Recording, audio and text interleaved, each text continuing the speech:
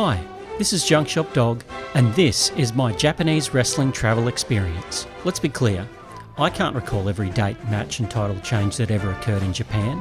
I speak very little Japanese and I'm no food expert. But what I can do is show you how to have the time of your life centering a holiday around Pro Wres in Japan. This isn't the Bible, but if any tip offered is useful, well then it was worth it for both of us. So I'll give you some hints on which promotions might suit you and how to best enjoy each venue. So hit the gong and let's enjoy Japan.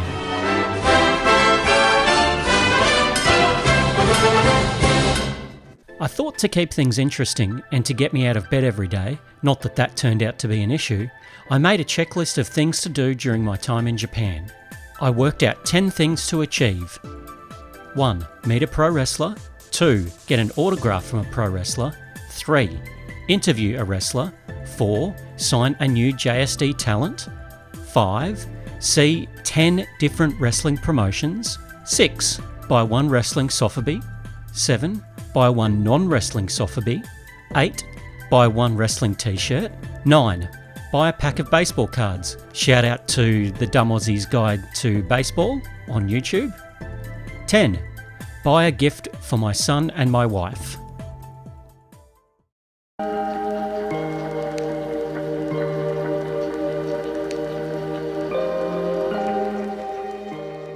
I hate to get heavy so early in the video, but let's hope this story has a payoff. As I sat in the cab on my way to the airport, I reflected on 2025. It was tumultuous, to say the least. I lost my job in May, after being in that industry for about 17 years.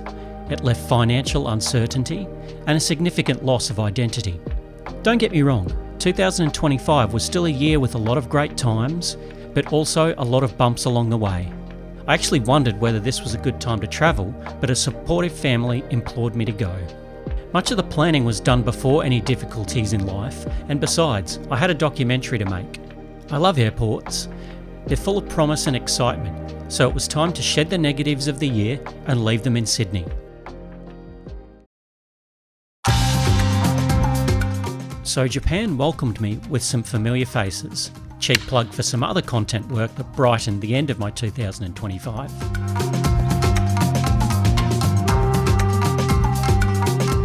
Arriving in Tokyo at night is an attack on the senses, and I happened to be staying in Akihabara, so the feeling was multiplied, but only in terms of increasing anticipation and excitement. After fueling up at Sushiro and needing supplies for the trip, there was only one place to visit.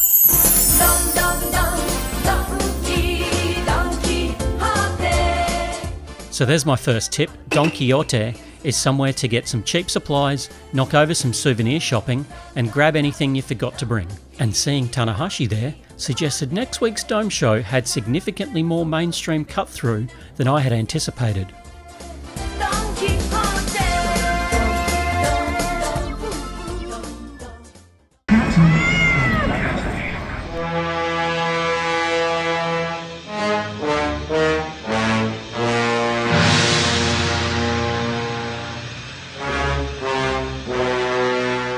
It's my first full day, and after encountering some large beasts of varying friendliness,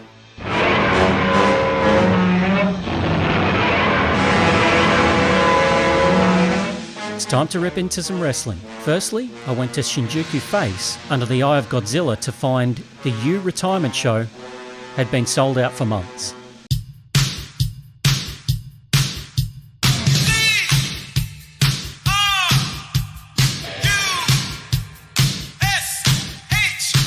Thankfully this time of year is chock full of shows in Tokyo, so it was an earlier than anticipated trip to the home of pro wrestling in Japan, Korakuen Hall. Korakuen Hall is an absolute must for anyone visiting Tokyo with even a remote interest in pro wrestling. You can feel the history as you walk in. But what you might also feel is a bit of a squeeze when sitting down, so bear that in mind when deciding between bleachers, fold-out chairs or the tighter Southside chairs. Today's tenant on the hallowed ground was Chigusa Nagayo's promotion, Marvelous. As you can imagine, she runs a promotion with high-level match quality and athleticism. There was even a bit of comic relief thanks to a men's match with the Japanese version of an Exotico. This promotion is definitely worth a look if you're in Japan, and if not, some of their shows stream on Wrestle Universe.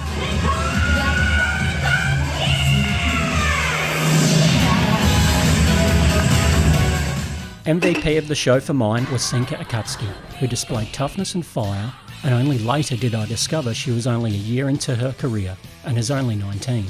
Definitely a superstar in the making. She overcame another rising star, Marigold super rookie Seti Yamaoka, also a 19-year-old, one-year veteran.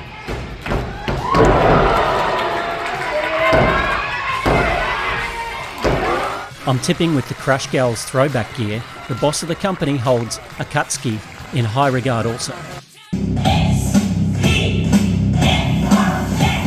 The main event was a hard-hitting affair, with the dastardly pair of Magenta trying to pinch the tag belts off former NXT and highly sought-after freelancer Sarii and her tag partner, GHC Women's Champion and the ace of Marvelous, Takumi Iroha.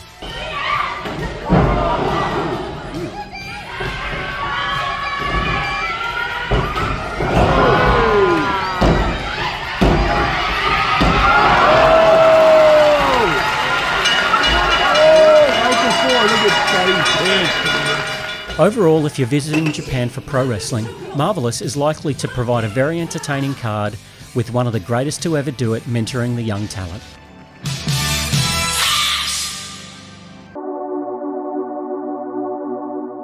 After the show was a stop to Amayoko, a place I'd never been to before in Japan. And to be honest, I'm going to say steer clear. It's packed with people and full of tourist traps.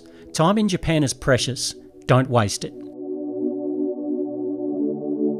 I knew the next stop wouldn't let me down though.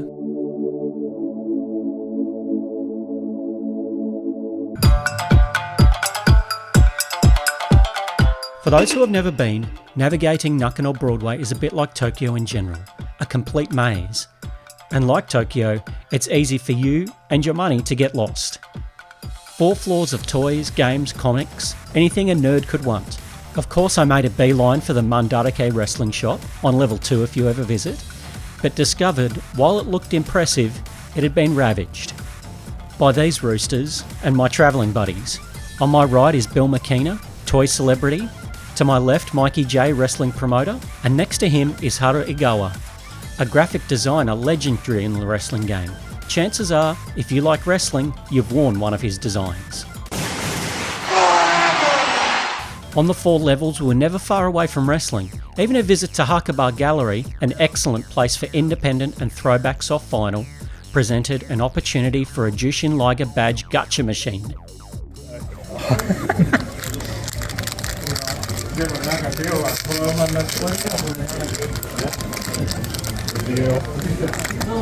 Hey, that's a nice one.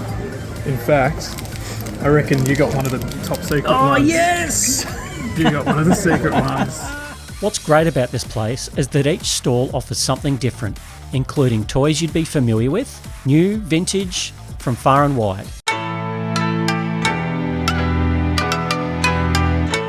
It's also worth the trek up to Mandarake on the 4th level. Whilst everything within the shop is for sale, it's just as much a toy museum, with tin toys, die-cast, sofubi, displaying Japan's rich history of toy manufacture and the characters it portrayed.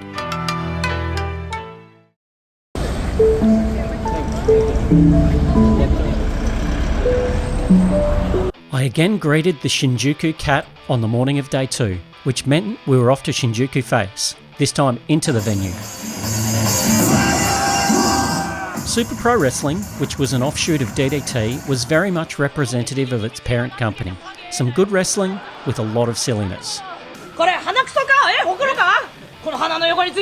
Shinjuku Face is an intimate venue, well at least it will be for the next 6 months before its unfortunate closure, and as you can see, catching all of the action can sometimes be a challenge.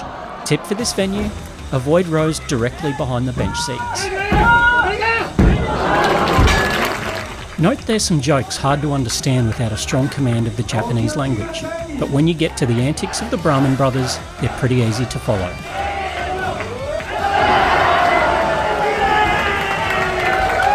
Another hint when watching them, bring a poncho or find a faraway vantage point. After all, you would not want to get wet or slip over.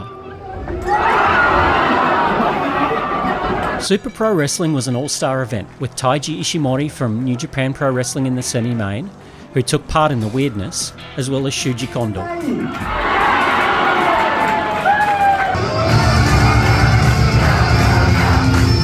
But the main itself had even more big names, with New Japan legend Yuji Nagata featuring in a motley crew of a six-man tag with deathmatch legend Jun Kasai and fan favourite Ikemenjiro, now known as Kuroshio Tokyo Japan. Nagata and Kasai have vastly different styles and were on opposite teams, but there's one thing they have in common.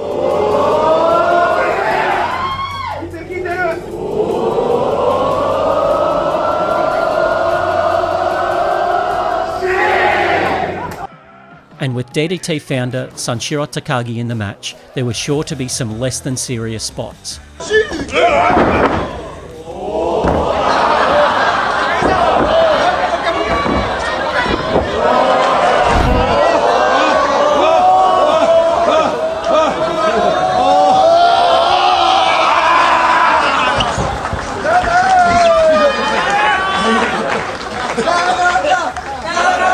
But would Jun Kasai, of all people, triumph in this battle of styles?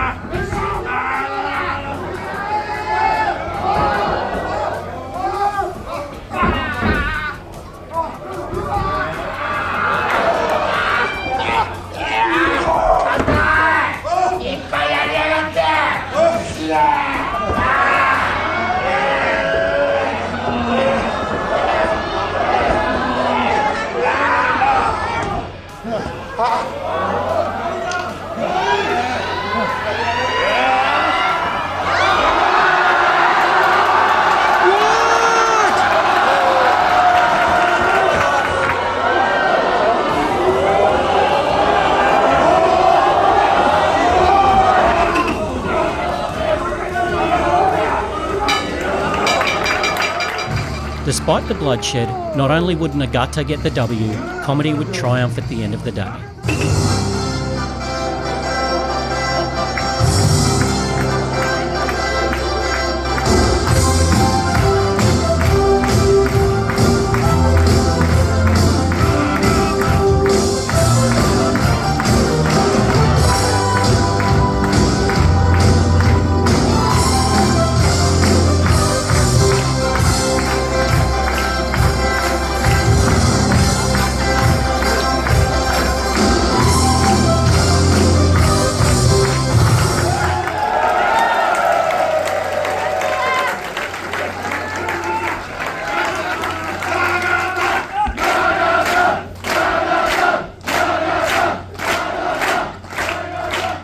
And of course, no stopping for a shower, it was time to hit the gimmick tables.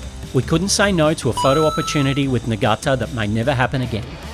Not to mention a chat about figures with Kasai, who was a fan of the Junk Shop Dog line, and I managed to snag one of his Sofubi figures by Grape Brain.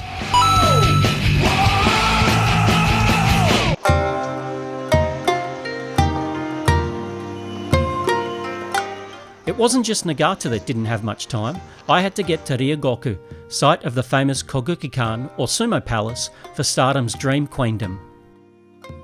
One problem, I didn't have a ticket. It had sold out sometime around my arrival in Japan, so I only had one thing to do. Would I get in? Tune in for the next episode to find out.